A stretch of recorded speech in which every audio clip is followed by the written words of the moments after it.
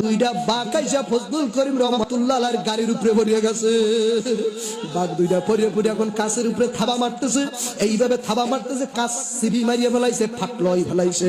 আল্লাহর ওলি নিজে ছাত্তারে খুলিয়া যখন দাঁড়াইলো, আমার লোকটা বলো দুর্গ, আমি নিজে তাকাই রইছি, আমি নিজে দেখছি বাঘ দুইটা উইরা আইসা হুজুরের পার উপরে পড়ে গেছে। জোরে কোন সুবহানাল্লাহ। আজকে আসার সময় ইন্টারনেটে দেখি একজন ওয়াজ করছে, রাঙ্গামাটি থেকে ওর বাবা নাকি আসছিল, দুইটা বাঘ যে বাবার পায়ের উপরে সেজদা করে গেল। খাদেম যিনি ছিল বলছে, হুজুর আমি পারলাম না, আমার ভয় করছে, ওদেরকে বল আমি অমক পীর। ওরা কি আমারে চেনে না? বাঘ কোনদিনও পীর চেনে? এইটা বলছে আর মুরব্বী মানুষ কান্না করে গেছে। তাহলে কি বাবার মরিদ আমরা?